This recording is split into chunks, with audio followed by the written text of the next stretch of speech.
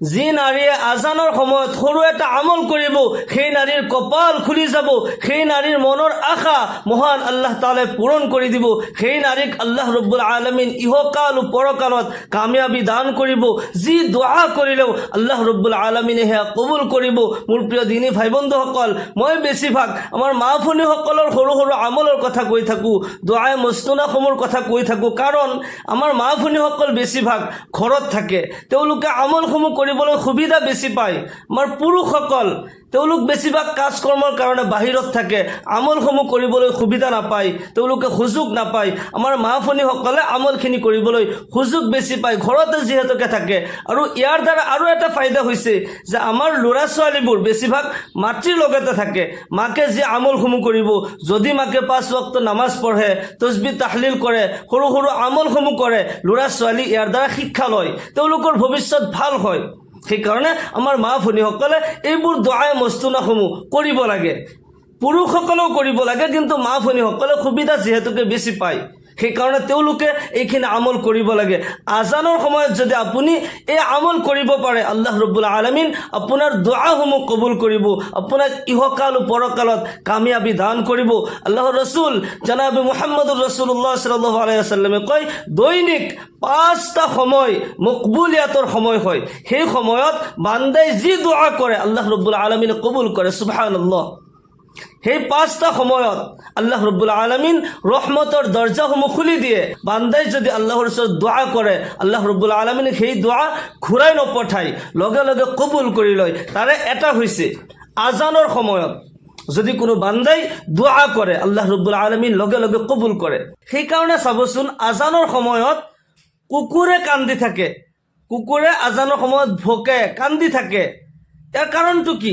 বহুতেই কিন্তু বহুত ধৰণৰ কথা কৈ থাকে। অমুকে আজান দিলে কুকুৰে কান্দে, তাৰ আজান শুদ্ধ নহয়, আল্লাহে পচন্দ নকৰে, বহুতেই বহুত ধৰণৰ মাছলা কৈ থাকে, বহুত কথা বহুতেই কৈ থাকে। ইয়াত আচল কাৰণটো কি? আজানৰ সময়ত কুকুৰে কিয় কান্দে? মোৰ প্ৰিয় দিনী ভাই বন্ধুসকল, আজানৰ সময় যিহেতুকে আল্লাহৰ ৰহমতৰ মহল হয়, শয়তান দৌৰাদৌৰি কৰি থাকে। হযৰত আবু হুৰায়ৰা ৰাদিয়াল্লাহু তাআলা আনহুৰ পৰা ৰিৱায়াত হয়, আল্লাহৰ ৰাসূল সাল্লাল্লাহু আলাইহি ওয়াসাল্লামে কয়, ইযা নুদিয়া বিস সালাতি আদবাৰা শাইতানু ওয়া লাহু জুৰাতুন। যেতিয়া নামাজৰ কাৰণে আজান দিয়া হয়, সেই সময়ত শয়তান দৌৰি দৌৰি পলায়ন কৰে, আজানৰ শব্দ যাতে নুশুনে। হাত্তা লা ইয়াসমা'আ তা'জিন, এনেকুৱা জাগাত যায় য'ত নেকি আজানৰ শব্দটো নুশুনে। তাৰমানে আজানৰ শব্দ শুনাৰ লগে লগে শয়তানে সহ্য কৰিব নোৱাৰে, শয়তানে দৌৰাদৌৰি কৰি থাকে।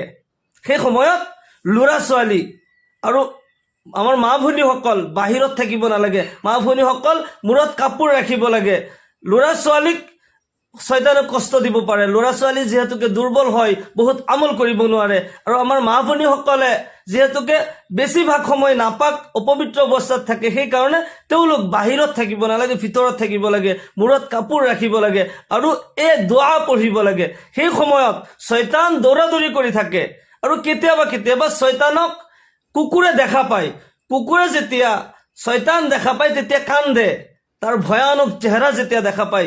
আমি দেখা নাপাওঁ, মানুহে দেখা নাপায়, কিন্তু জীৱ জন্তুবোৰে দেখা পায়, কুকুৰে দেখা পায়।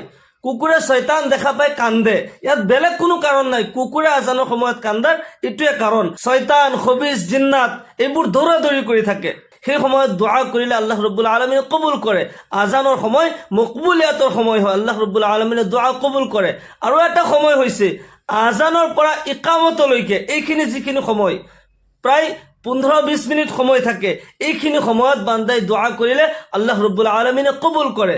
সেই বান্দাৰ দোৱা আল্লাহ তাআলাই ঘূৰাই নিদিয়ে। আমাৰ মা ভনীসকল আজানৰ সময়ত এই আমল কৰিব, মনে মনে এই দোৱা পঢ়িব। বহুতে হয়তো ভাবি থাকে আজানৰ পিছত যিটো দোৱা, এই দোৱা পুৰুষসকলে পঢ়িব, মহিলাসকলে নহয়, কিন্তু নহয়, সকলোৱে পঢ়িব লাগে। আজান দি থাকোঁতে আপুনি আজানৰ জবাব দিব লাগিব। আল্লাহৰ ৰাসূল সাল্লাল্লাহু আলাইহি ওয়াসাল্লামে কয়, মুয়াজ্জিনে যিদৰে কয় তুমি সেইদৰে কৈ থাকা। অৰ্থাৎ আল্লাহু আকবৰ বুলি কৈছে, আপুনি আল্লাহু আকবৰ বুলি মনে মনে ক'ব।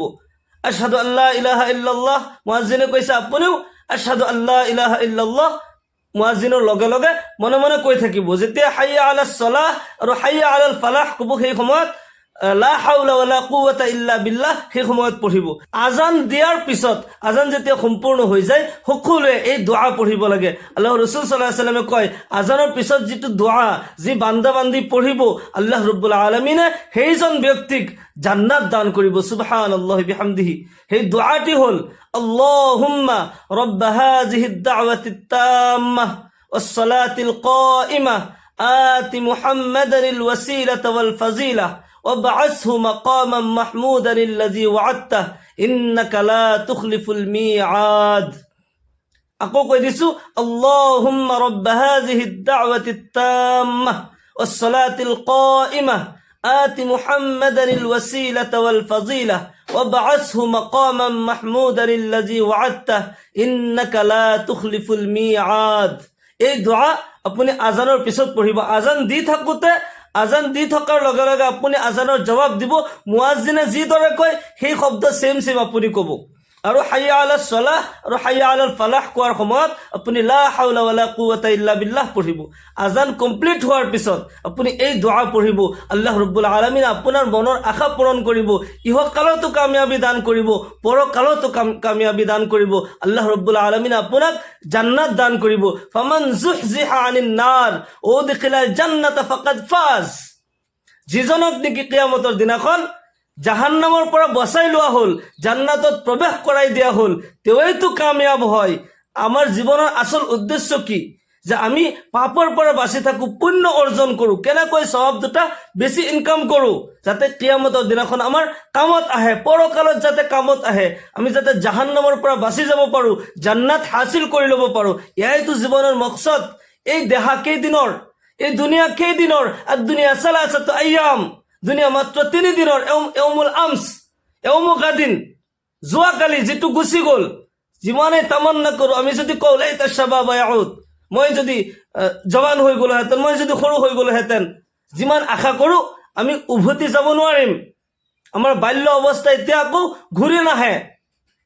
যি যোৱাকালি গুচি গ'ল, জীৱনত কোনোদিনে তামান্না কৰিলেও নাহে। অহাকালি আমি কোনেও দেখা নাই। অহাকালিৰ সূৰ্য মই যে দেখা পাম এই বুলি কোনেও গ্যাৰাণ্টি দিব নোৱাৰে। ইয়াউমুন আনতা ফিহি, সেই সময়, সেই মুহূৰ্ত য'ত তুমি জীয়াই আছা, সেই মুহূৰ্তত কিবা ভাল আমল কৰি লোৱা, কিবা নেক আমল কৰা, 2 ৰাকাত নামাজ তুমি পঢ়ি লোৱা, আল্লাহ আল্লাহ বুলি তসবিহ কৰি লোৱা, সুবহানাল্লাহ পঢ়ি লোৱা, সেয়া কামত আহিব। প্ৰতিটি পল, প্ৰতিটি মুহূৰ্ত আমি যদি এইখিনি চিন্তা কৰোঁ, মোৰ এই মুহূৰ্তই জীৱনৰ শেষ মুহূৰ্ত হ'ব পাৰে, কাৰণ এনি টাইম মোৰ পিছত মালাকুল মৌত লাগি আছে।